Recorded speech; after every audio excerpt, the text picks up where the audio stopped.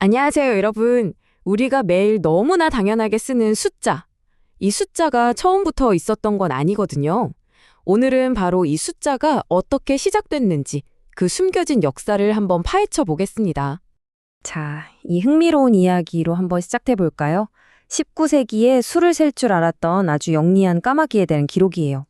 어떤 사람이 이 의심 많은 까마귀를 속이려고 막루에 두 사람을 보냈다가 한 명만 나오게 했어요. 근데 까마귀가 안 속는 거예요. 다음 날 세 사람을 보내도 마찬가지였죠. 결국 어떻게 됐을까요? 다섯, 아니 6명은 되어야 이 까마귀를 겨우 속일 수 있었다고 합니다. 방금 그 까마귀 이야기처럼 동물도 어느 정도 수를 감지하는 것 같은 사례들이 꽤 있거든요. 그러다 보니까 이런 질문을 던지게 되는 거죠. 숫자라는 개념, 과연 우리 인간만의 고유한 능력일까요? 아니면 그 뿌리가 훨씬 더 깊은 곳에 있는 걸까요? 자, 한번 상상해 보세요. 하나, 둘, 셋. 이런 단어 자체가 없던 아주 먼 옛날을요. 그렇다고 해서 우리 조상들이 수를 셀 필요가 없었을까요? 천만에요. 내가 키우는 가축이 몇 마리인지, 우리 부족 사람이 몇 명인지는 생존과 직결된 문제였죠.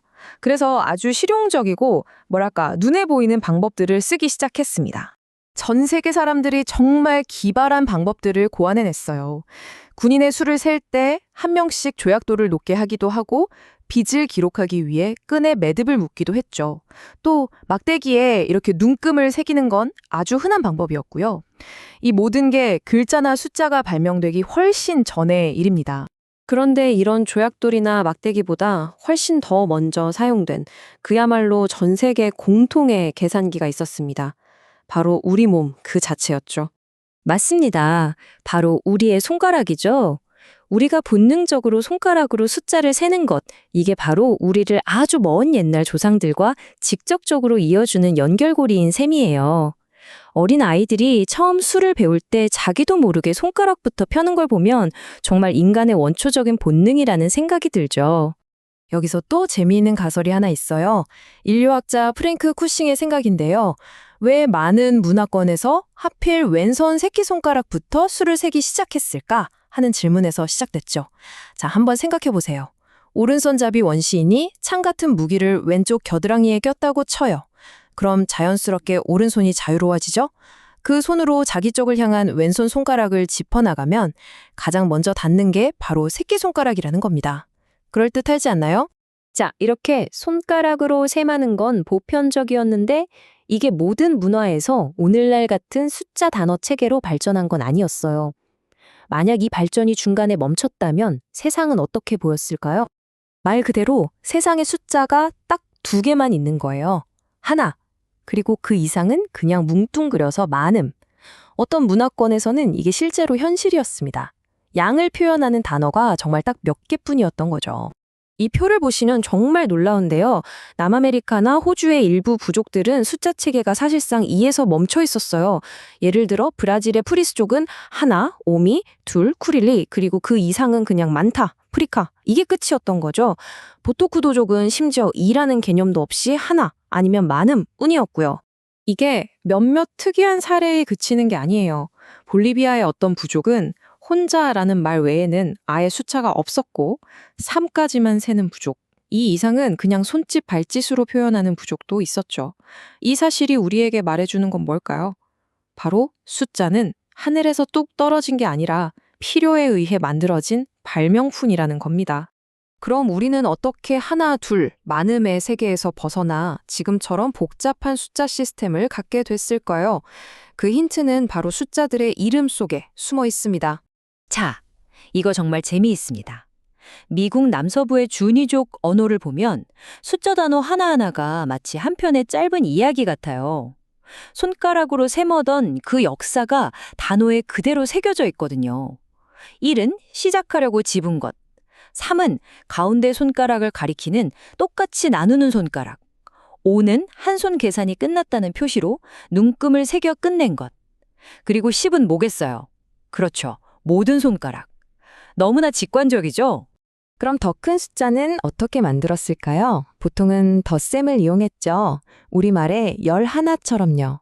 그런데 가끔은 뺄셈이라는 아주 영리한 방법을 쓰기도 했어요. 예를 들어 고대 로마에서는 19를 20에서 하나 뺀 수라고 불렀고 아이누족은 8을 10에서 둘 뺀 수라고 표현했대요. 굳이 복잡하게 더해가는 대신 가까운 큰 수에서 빼는 게 더 편했던 거죠. 그리고 이 표를 보면 우리 몸이 단순히 계산 도구를 넘어 숫자라는 시스템의 설계도, 즉 청사진 역할을 했다는 게 분명해집니다. 아라와크족에게 5는 한 손이었고 10은 두 손이었어요. 그럼 20은? 맞습니다. 손과 발 전부를 뜻했죠.